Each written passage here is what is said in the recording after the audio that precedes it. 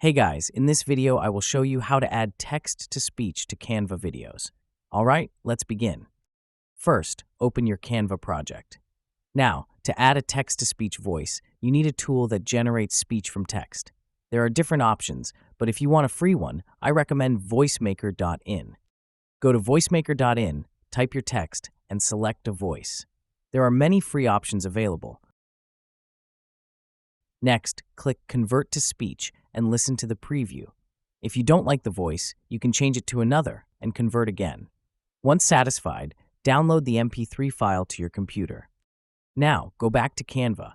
On the left panel, click Uploads, then select the Audio tab.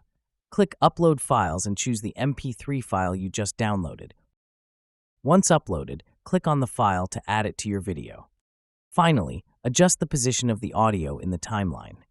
Click Play to preview the video, and your text-to-speech audio will now play along with it. So that's basically how you can add text-to-speech to Canva videos. And that's it for this video. If you find this helpful, consider subscribing and giving this a big thumbs up. Thanks.